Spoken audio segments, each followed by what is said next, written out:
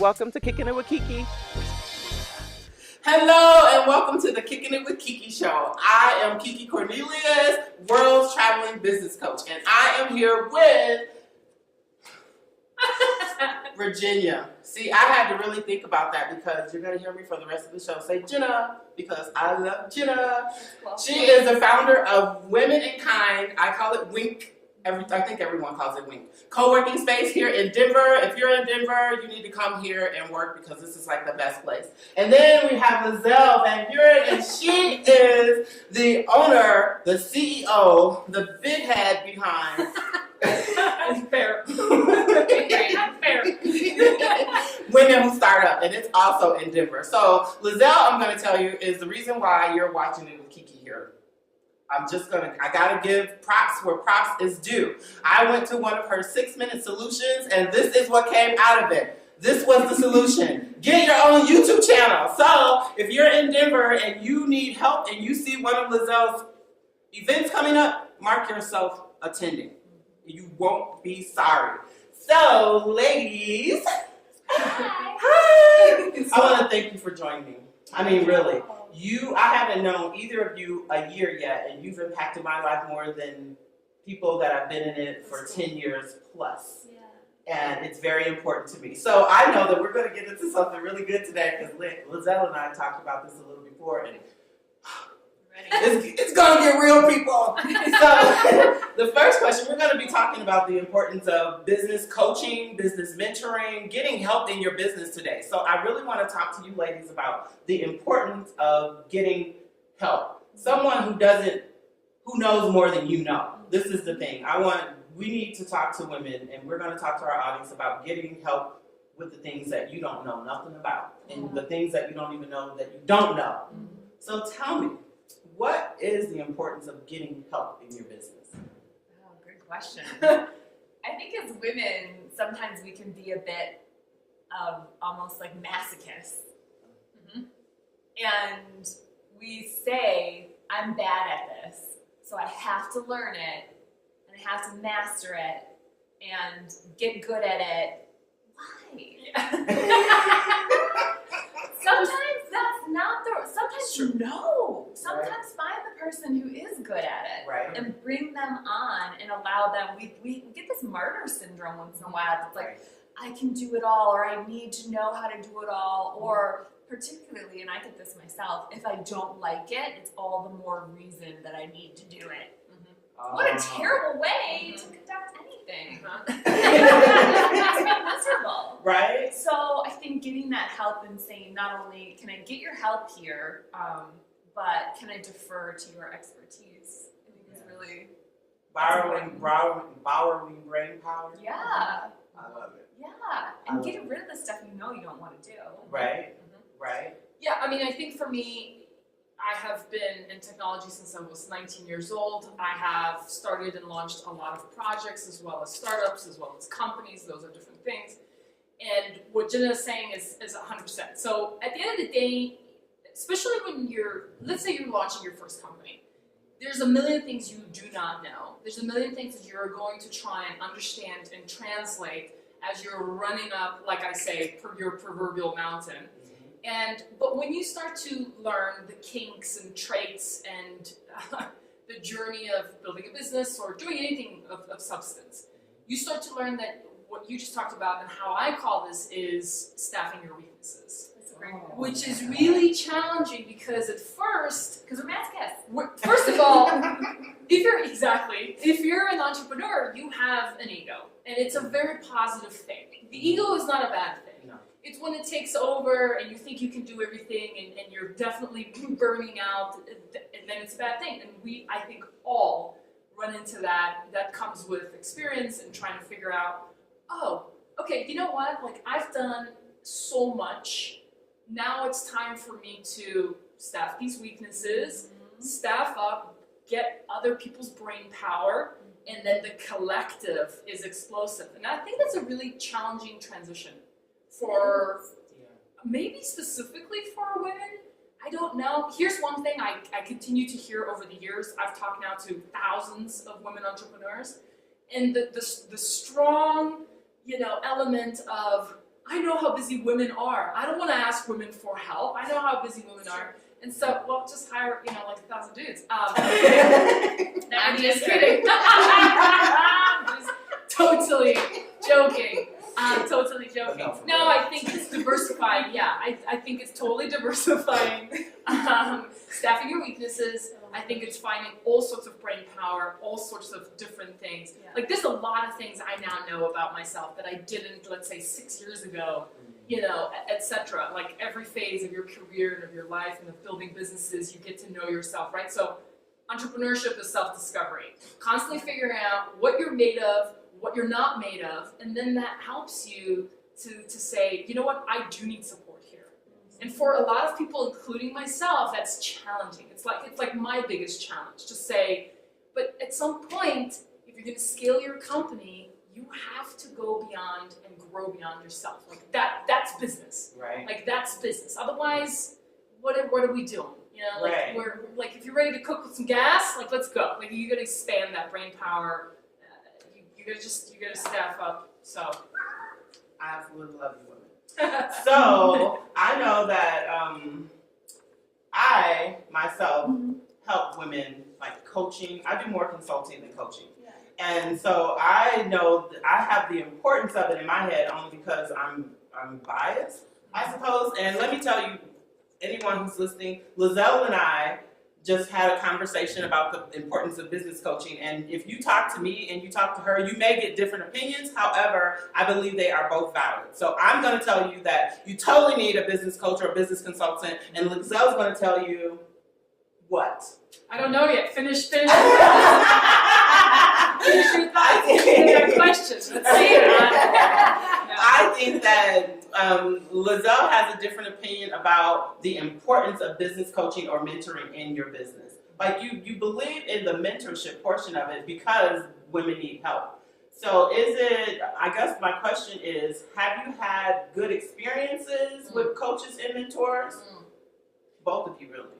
Yeah, of course. Yeah, I think that is important for any founder. So the importance of extracting knowledge from other humans is why I built Women Who Start Out. I love it. Right? So knowledge sharing through storytelling, but also knowledge sharing through the immediacy of learning, in real time. Right. I mean, that's why I launched a platform called Women Who Start Connect, so you can learn in real time. So extracting knowledge from other people is vital. Yes. Could you imagine being an athlete of any kind and not watching someone else run or watching someone else swim and then going, I want to be that, and then also kind of mimicking them for a while as you're learning and coming into your own, and then competing, right? Yes. So I love sports and athletics in context of business and entrepreneurship. Right. But back to, I find that mentorship is very important. Sponsorship is very important. Two very different things. But so let's talk about mentorship. I find that learning from people throughout your journey of life, especially the one of building a business, is hypercritical. But mentorship is also a term I think is overused, misunderstood, and it needs to be respected. So let's say Jenna and I have a mentor-mentee relationship. And let's Can I tell her everything I know? Yes, and I would love that, by the way. Hopefully you just agree to that. Shake my hand. It's a done deal, people. It's a done deal. So, but the example here is, so let's say I say to Jenna, I want to learn a boatload of things from you, please. Can we meet once a month for 1 hour? I hope that's respectful of your time. Very important. I have to respect her time because she's going to respect my time. Right. So I also got to come to the table with an idea of what I'm trying to extract. Right. Because the problem I've run into with mentorship is, so let's say we do that, we're going to get to know each other on a personal level, on a human level, on a business level, on all sorts of levels. Yes. And this is really important because when you get to know human beings, you get to have the possibility of putting them into more opportunity. Right. So if I get to know Jenna and Jenna gets to know me, we're thinking about each other, and that's a very positive, professional relationship. Really, really, really, really important. But my point is, we could meet for 5 years, every month for an hour, and talk about nothing. Oh, I would fire you as a client. But this happens, so this It happens does all happen. the time. And You're I think in one hand, that's a wonderful thing. So friendships also blossom out of Right. mentorship and mentee kind of relationships. But Right. a mentor-mentee relationship is not one thing only. Right. I think it's two human beings, knowledge sharing. There should be value for both people, Right. and each other's times should be respected. Right. And I really think it's important, like, she shouldn't just talk for an hour and I just listen. Oh no. And so I've run into that. So I think it's just the fun of like experimenting with people Mhm. in the context of mentorship. I extract knowledge everywhere. The dude behind the butcher counter Yeah. gives me some worldly knowledge, and I'm like, the lady walking down the street waiting for the bus, and she says some mind-blowing thing. I'm like, oh my God, write that down. To me, that was like knowledge sharing. It was like a moment of the universe giving you some insight and a new cue and a new direction or whatever. So those things are very important to me. I'm very conscious of that. So Right. like trying to be very mindful of where information can come from and not being not closing that off. But anyway, I think a lot of people benefit from having a business coach. A lot of people have said to me, Lizelle, I want to coach you. And I'm like, yeah, of course you do. You want to tame this lion. And there's a lot of that. And I do forcefully fight that, because to me, I think we need more of the crazy Lizelle? ones. Well, I don't live in the world can handle much. One too many. Yeah, like one in Denver is like enough, right? But I think that we need to respect each other for who we are, even with all of our flaws. Right. And why do I need to be perfect? So the business coaching that I am adverse to, that I have a real polarizing negative kind of connotation with, Mhm. is people who are trying to make something out of you because of what they see in you. But now a coach really should see you, whether you see me like an athlete or whether you see me as this business person that can really succeed. Right. I want people to look at me or look at their potential clients and say, Lizelle, KeeKee, Jenna, I see so much potential in you. Here are tips and tricks of the trade that can refine how you get from A to Z Right. faster, more productive, you can earn more, all that stuff. I think that is also vital. Right. I've never had a good coach. Oh. Not in business. I've had extremely good coaches in sports. So I have a deep respect for coaching. Yeah. And I'm kind of like I have that coach mentality, which is, come on, sweat a little more, go a little harder, Yeah, you do. run a little faster. And it's a lot, right? Yeah. So sometimes we just need, to chill. But I think all of it is important. I think the most important thing you have to ask yourself if you're considering finding a mentor or being a mentor or finding a coach or being a coach is A, do it for the right reason, Right. B, be transparent, Right. C, help people extract the best from themselves. Right. Don't try and make them something that they're not, and then help them like staff those weaknesses. Anyway, that's long-winded, but I have a lot to say about that. What do you think, Jenna? I think Lizelle's last point in particular about determining what you want and what your needs are really important. And you can almost create a taxonomy of coach, mentor, sponsor, friend, sounding board. Totally. All of those things are very Very different, and I think what happens is often we'll go into one of the relationships with expectations that would be more akin to another thing. Yeah. So to be really clear on what are my needs? Do I need someone who's a cheerleader, Expectations Yes. was the nail on the head there. or do I need someone who helps me refine process? And that might be more like a coach. Right. And Lizelle and I both talk a lot about the distinction between mentors and sponsors. And as she alluded to, a sponsorship is really a two-way contribution. So you're really thinking about how you are an extension of the brand of your sponsor and how you help her kind of look better out there in the world and do really great things. Those are really, really rare. Wouldn't you agree? I think so. Yeah, I mean, all day, every day, I'm trying to sponsor people into opportunity, right? I'm like, hey, here's an opportunity. Hey, here's this. Hey, connect with this. Blah, blah, blah, blah, blah. And it doesn't come natural. It's like mind blowing to me, but it's okay. I think that's okay. I think that's by design. But I'm still learning. I'm still learning. I think we have leaders aren't the masses. Yeah. Right. Leaders are leaders. Yeah. Masses are masses, and I think every group of people have a few people within that group that can be honestly great leaders, Right. and all different kinds. Like you also need different leaders for different reasons. Yeah. Anyway, totally going off topic there. No, But- because that's not really off topic, because what I think some people don't realize is that you do need someone for different portions of your business in your life. One person can't serve it all up for you on a platter, because they may not be skilled in one area, they just may be good at structure. Right.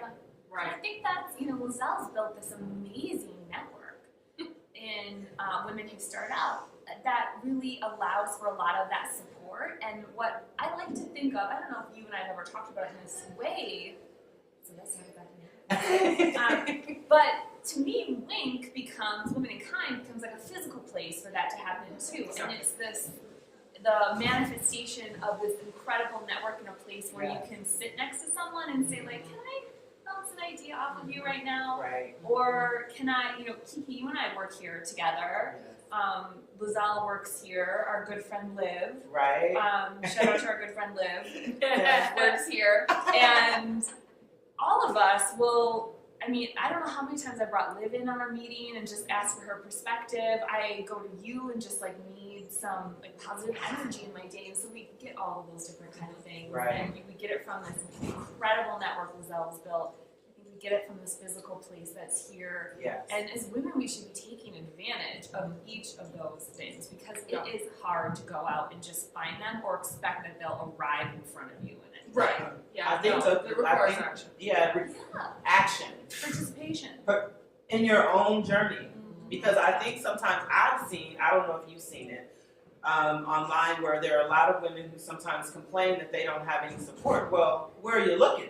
Yeah. It's everywhere. It's not going to fall in your lap. Right. It's not going to knock on your door like you wanted the job to when you were working the job. You really have to go out and find some people who support and align with who you are in business. I think the interesting thing about people finding support on things is them mulling over, am I serious about this? Oh. And then one of the most important things that you've got to put out to the world is an affirmation. Like, I want to run a 5K. Post it on your Facebook page. Hold yourself accountable. Right. Because now your friends and your loved ones are going to be like, how's that training going? Or can we do you need a training buddy? Right. So action is underestimated profusely. So we have a lot of dreaminess, and that is a good thing too. Like, I'm a big dreamer. I'm a big visionary. I've got all sorts of mind-bending ideas that I wish I had thousands of people working on every single day. Right. But the things that are real are the things that you're chipping away at every day, all day, all the time. Right. And not to the point where what's that? Non-negotiables. Non-negotiables, or just you're finding a way to get away from I would like to have this to I am working on this. Yes. No matter what. Right. Even if the result is a complete and utter mess. Right. Even if it's the biggest mess of a thing, like, I don't care how simple or complex it is, whether it's a business or I'd like to design a new t-shirt. Like, if that t-shirt ends up like a big old mess, fine. You did Right. it. You did it, Mhm. now you know what not to do. Yes. You know? Now you know what not to do. And it sucks. Like, we want pointers. We're like, well, how do I do this right? And so that's where the physical space of knowledge and the level of removing isolation, even in a digital sense, which is like, just ask a question. Yeah. Ask a question, and you might be mind blown for affirmation and confidence building and idea sharing and knowledge sharing and experience, sharing, which is like, whoa, yeah. It's like, woo. Yeah. Because if you just stay in your head, well, you're just going to stay in your head. Dangerous in And there it's sometimes, really scary. It is overwhelming. Trust me, I'm like, dude, just get that out. Right. Get it out. But somebody else let somebody else tell me what I need help. Hi, thank you for being here still. I want you to make sure that if you haven't already, I don't know why you haven't, subscribe to the YouTube channel so you can get updated shows when they come, so that you can follow me on my travels, interviewing women all over the world. So now I really want to talk about, because we talked about the importance of coaching, the other side of coaching, and why a lot of people look bad at the coaching and mentoring industry today. And I'll start off with an example. So I had a coach one time. I paid $1,000 a month for a mastermind that I would later figure out was just a high-end coaching program, because she did exactly what you were talking about, just talk the whole hour. We had no access to her. She was like this untouchable. And if you wanted one-on-one time with her, you'd have to pay more. So that was my worst coaching experience, I want to think, because I didn't know what I didn't know at that point. I didn't know what I was being sold. I didn't know that a mastermind was really a collective of sharing ideas, not that we were just grabbing from one brain. It was a very bad experience for me. So I want to know if you've had a bad experience in your coaching, and how did you handle it? Because, by the way, I couldn't do much about it. I was stuck in a 12-month contract. Yeah, that's like a mortgage you don't want. Right, you can't even sell the house. What's up with this? Can't get a roommate. Yeah. Right. Okay. Can't sell this information. Right. You can't land contract it out. Like, someone transferred to someone. No, I didn't. I had no recourse at that time. But that's an expensive lesson, so it's gonna stick with you for life. Yeah, it was a very. It was costly. Yeah, a very costly lesson. Yeah. Very costly, and it took me a minute to actually go into having coaches again, only because I couldn't trust. How do I trust you? I trusted her a lot to be able to provide what I needed. But see, the problem is I didn't know. You don't know. I didn't know what I didn't know. Yeah. So let me hear about yours. I am a social scientist and an academic by formal training, so a PhD, which means I love how she says that. I have a PhD. With a hair flip, those things go together. Okay, so that meant really institutionalized coaching relationships and mentor relationships, because you write your thesis and you have a thesis advisor when you're getting your master's, and then you write your dissertation and you have a doctoral advisor when you're getting your PhD. And those two experiences were great in their own way, but also night and day different. And to me, they begin to really represent a great coaching experience versus maybe a not so great one. And perhaps predictably, one was a woman and one was a man. But the woman that I had was so supportive and also knew me really well. And I think that is a great coaching relationship, when they kind of know your little picadillos. She would say to me, or she would actually declare it to groups of people, you know, Jenna doesn't want to do something when she just pretends she didn't hear you. I still do that today. Like, what's that? I'm sorry? And I'll just go for weeks like, oh, I never went. Now I know. And I'm revealing my That was a secrets to pro tip. everyone. Yeah. That's yourself. Not to be compared to my leg and email response time. Totally different. Totally different thing. Okay. So I think, you know, someone who wants to invest in getting to know you and to invest in you. And I like that they know those little things about you. They can either help you overcome them, or at the very least make fun of you for them and bring some, you know, kind of levity to the whole thing. And then to your point and to your question, my not so great experience still was a wonderful experience, but it had this degree of almost chauvinism to it. And it was, I felt disciplined at times, and that's, you know, some of that is, like I said, these are very institutional relationships, so some of that is built by this, you know, long-standing tradition of an advisor and an advisee and all of those things, but it stayed with me because a lot of it didn't feel good. And I was like, why am I here?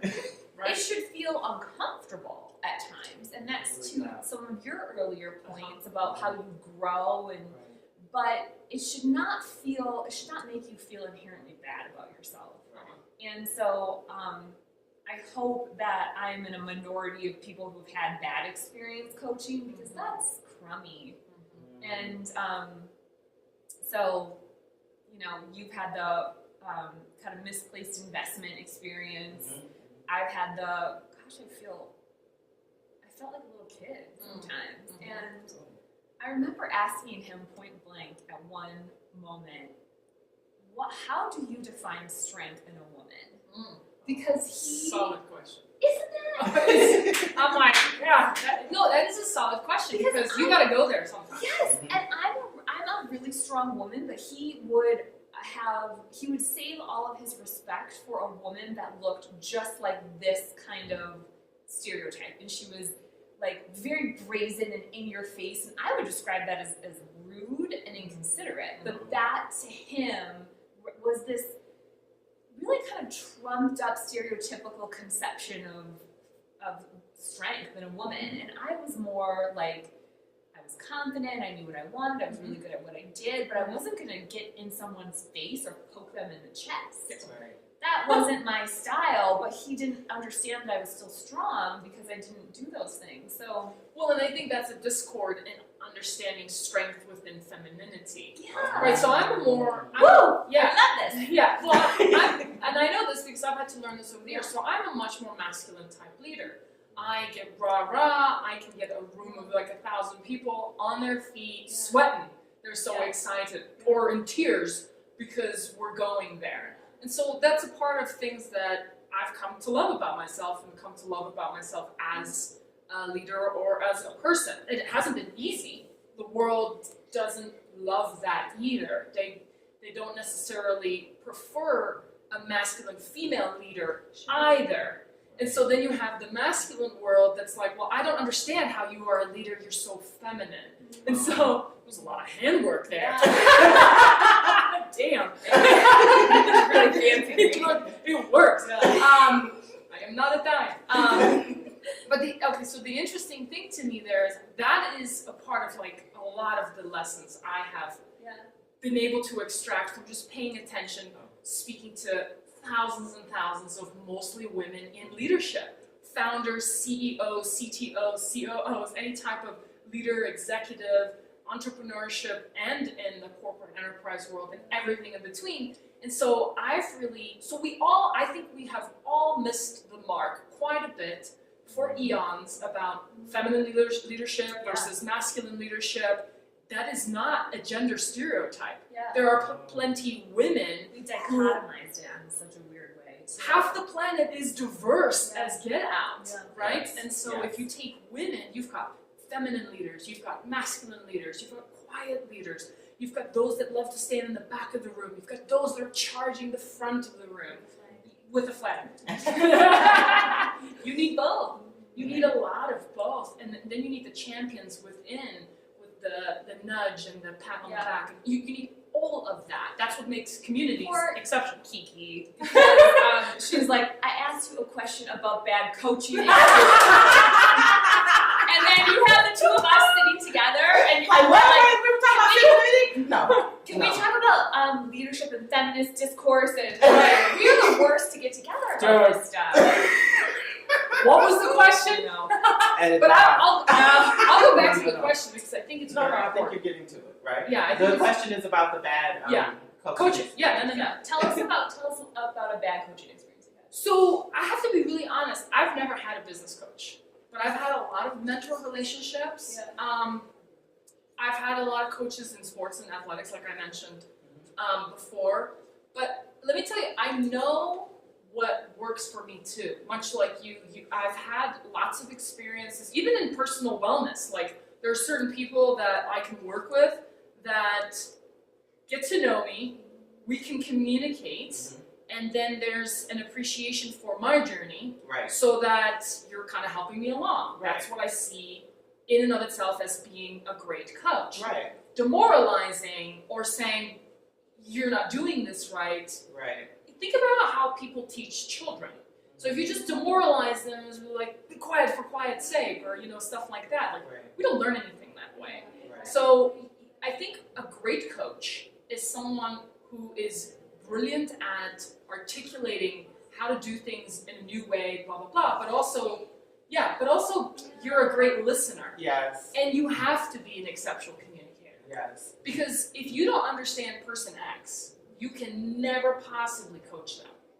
No. So, you know what I mean? Like, I don't care how great a coach you are. Right. Like, you can have all the knowledge in the world. Right. But the moment Right. two people, like, connect on a professional level about business coaching as me trying to extract new knowledge from you as a coach, for example, Right. about, listen, I need to know. And I think I need plenty of coaching. Like, there's lots I want to learn. Wow. Process-oriented, business modeling, Mhm. patience in general. Not even kidding. So those are not my strengths. So there's two things: extracting knowledge from the world about that, and staffing those weaknesses. Finding people who I can communicate with, who respect me for who I am. They don't see the flaws within that lack of patience or wada. They see that's just Lizelle. And Right. I'm the patient one, I'm the articulate one, I need to be the operational manager.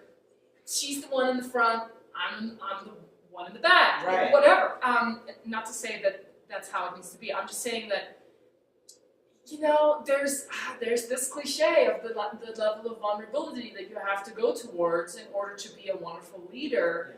And emotional intelligence and conscious leadership all comes into play when we're talking about this stuff. And so what that means, again, I go back to this self-discovery, like, if you know who you are, you're gonna know how to pick a good coach. But don't expect yourself to pick a great coach day one. You don't even know who you are, what you need, Right. who you don't need. Exactly. Yes. Definitely do some, you gotta match with several people, in your experience to go, oh, no, Oh, yes, yeah. yes. Yes. Maybe that, I like how uncomfortable I feel with that because I'm still learning, but I don't feel bad about myself. Right. It's Right. not demeaning. Yeah. I've had some of those demeaning ones too, where you just don't. You feel like you're. Did I just wait a minute?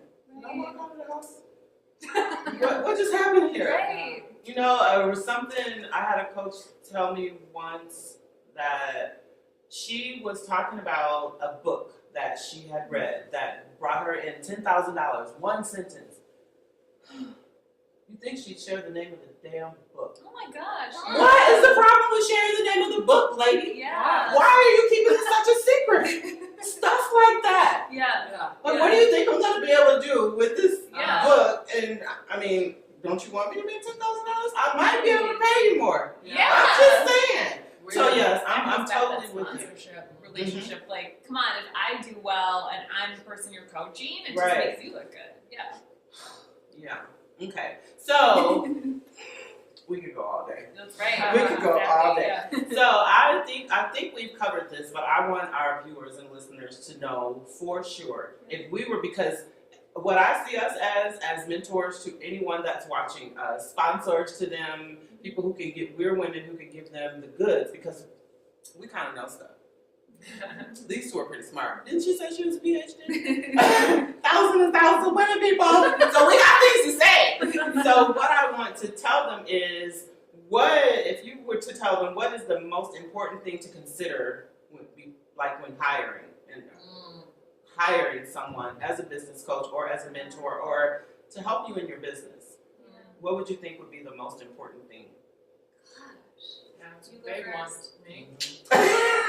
I'm like, you go first. I called it. You go first. So people are the hardest part of all of this. Yeah. Of business, of great working and functioning companies. It's products are easy. Services are easy. The market responds. Technology, for the most part, is there. We can attain it. We can learn new languages. I don't want to say it's easy because technology is challenging, but we can build whatever we can imagine. Right. That's the amazing thing. Right. People are challenging. Everything else is easy. People are hard. It's Yeah. really, really, really challenging. So I think you have to have empathy, and I think that's a very, very challenging thing. So a lot of us as entrepreneurs are competitive, but we have to learn like we have to learn really quickly how to champion our companies, our teams, our members, our customers, the people. And so I think when you're really young and you're just getting started, not age young, I mean I think when you're really young in the experience of whether you're building a business or you're early in your career, there are all these things that you're discovering about yourself. So you're figuring your own stuff out, like you're running and you're figuring stuff out, and it's tough because you're like, oh my God, I screwed up on that, and you know, so you're really tough on yourself. But the moment you start bringing people on board, the toughest thing there is now you have to champion them all the time, and you also have to empower them to be exceptional, because if you want exceptional results, if you want your customer service to be good, if you want your product to work well, if you want design to be beautiful, if you want things to be the way that you want them to be, you have to empower the people that you are hiring, working with, contracting, partnering with, whatever. That's the hardest part. Because if you don't get that, it's all a mess. So if you don't empower your brand new intern or your chief marketing officer or your financial advisor with where am I going?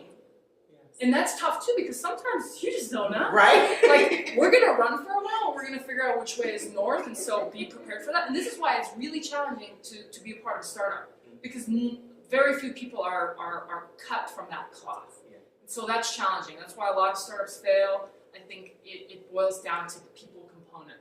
Hands down, it's the co-founders that fall apart, and the people that are working for startups are like, oh my God, I'm working in a circus. Like, this is really challenging. It's your circus, they're your monkeys. Yeah.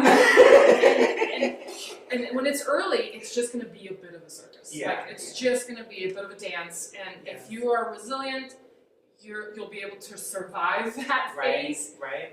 But there's also different people for different phases in the business, by the way. That's a major thing. People early on are not the people in year 10. It just can't be. No. You might not even need to be there. Right. Please get out of the way. And that's a hard lesson for founders and CEOs, to get out of the way of growth. You know, I challenge myself in that all the time. Do I need to get out of the way here? Am I holding this back, this growth back, this person back? And all the time, it's always a yes. You know, it's always like, I gotta get out of the way, I gotta empower, I gotta improve, I gotta articulate, I gotta lead. You know, and so for me, it all boils down to people and communication, and you know, and a business is process. Right. There's things that need to happen. Right. Process is how we get there. The rest is the market's response. Yeah. I know that's oversimplification, but I really think that's kind of it in a nutshell. Right. Well, because as entrepreneurs, we do sometimes overcomplicate things, and all of a sudden the overwhelm kicks in, and then you're not taking action. Oh, I do that all the time. I'm hyper analytical, so I'm like constantly like, is it this way? Is it? So, dude, shut up. Just do X. Get a result. Move. I like that. Yeah. I like that. What would you say the most important thing would be? I now have two answers because I just listened to what Lizelle said. Go Lizelle. So, as always, inspiring me to think a little differently too. One, the Lizelle-inspired response is, perhaps you need someone, and you're kind of the expert in this regard, so I want to also ask you this question. But I think perhaps you want someone with the perspective of abundance. Because if you work with a coach who comes from a place of scarcity, then they're not going to share the title of the book with you. They're not going to share their knowledge. Right. But if you work with someone who has a sense of, gosh, there's so much out there, there's room for everyone, and as my client, I want you to succeed, which hopefully everyone is that way, but we know that that's not the case. So I think you need that perspective. And then the other answer I had was, I think just knowing you have to take the responsibility to know yourself, and that's been a little bit of a theme. I know that I cannot work with tough love at all. It's just, no, I'm like a puppy. I need someone to like tell me like, good girl, like, all the time. And I respond really well to that. And as soon as I get a stern word or like anything, I fall apart. And rather than trying to fit things together that shouldn't fit, it's just I need to know that about myself, and I need to work with someone who's empathetic and who's kind, and that's her or his approach, and they understand that about me, and they don't see that as any deficiency in me, but they say, like, my job as a coach is to understand what motivates you. Yes. And work with that. And so I'm a total carrot kind of girl, like, just all the good love and good support, and like I will be your best friend and follow you everywhere. So I think, though, you know, having that perspective of abundance, and then really knowing what you need, because there's people who respond to the opposite, who say, like, I just need you to be tough on me, and I really rise to that. But there are. No, never talk to me. No, okay. I know. Good girl, Jenna. Yeah. You're doing so well today. I really appreciate you. No, I really do. No, Okay. Okay. What do you think? What should we look for in a coach? I think the most important thing when you're looking for a coach is to know what you need in your business. Because you could really be at a point where you really need to up your sales game. Well, you can't go to a coach who's really into showing you how to be the best on social media. You know, so I really think you need to really consider what is it that is going to take my business to the next level. That level, whatever that level is for you, what is it that I need to take my business to that next level now? And then you start paying attention to the people that you've been watching anyway. Hopefully you've been watching them for a while, and see who speaks to you. Who speaks to you? I have 2 coaches that I'm watching right now.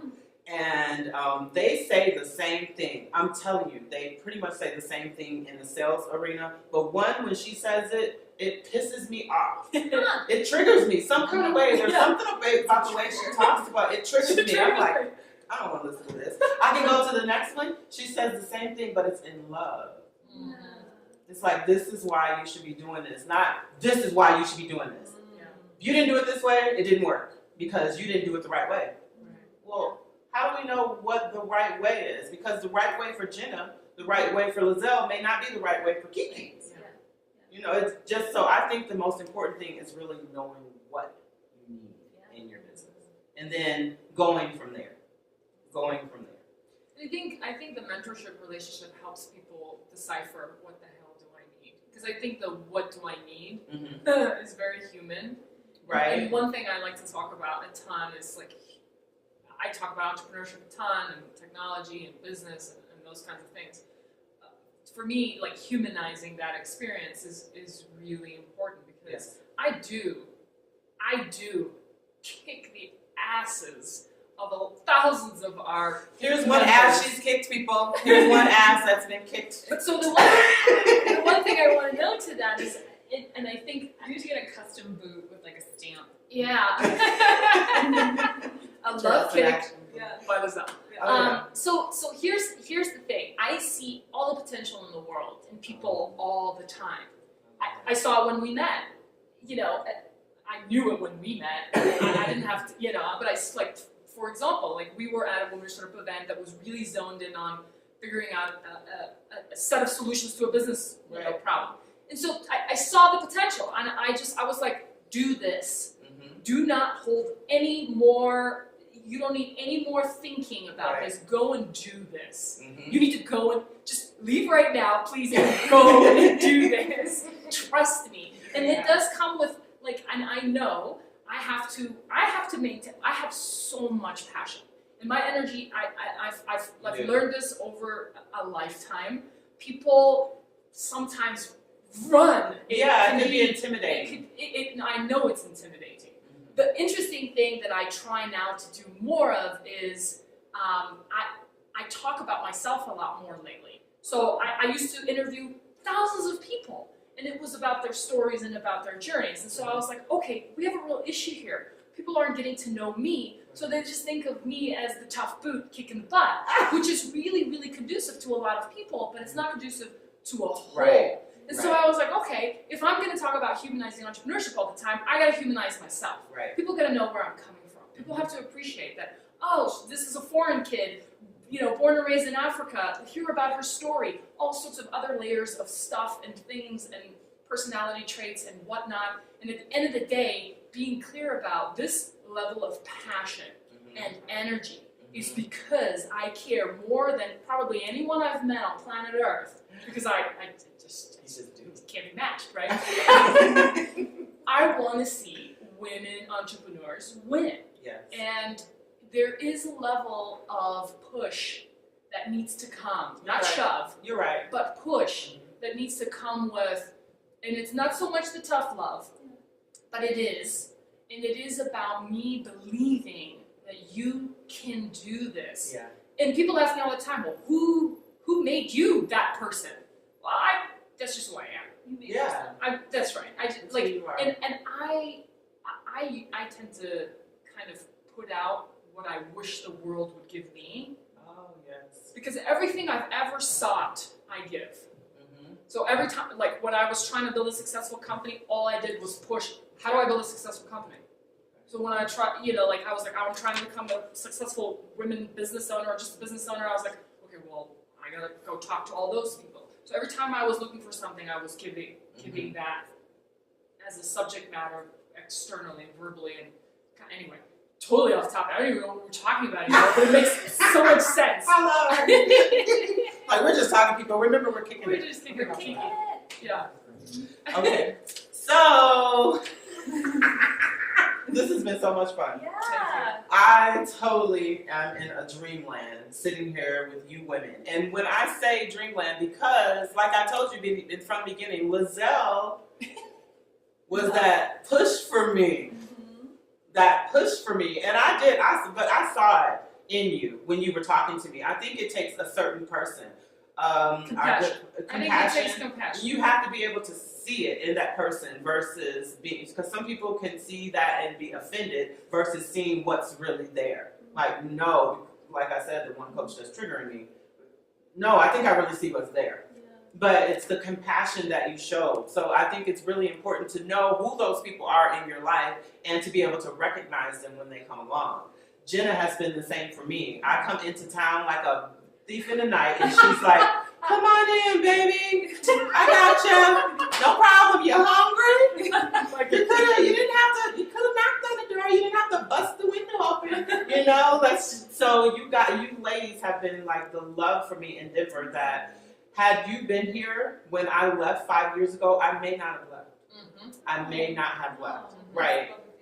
Mm-hmm. Mm-hmm. Yeah. Seriously. So I want to thank you for being here. Thank you for And I want to thank you all for being here with us and kicking it with KeeKee and Jenna and Lizelle, because we rocked it today. So I want you to stay tuned for more episodes of Kicking It with KeeKee. If you have not, I don't know why. If you have not, hit the subscribe button, hit that button, and come on to the party. Let us know so you can know when new episodes come up. So I'll see you soon. This is KeeKee signing out.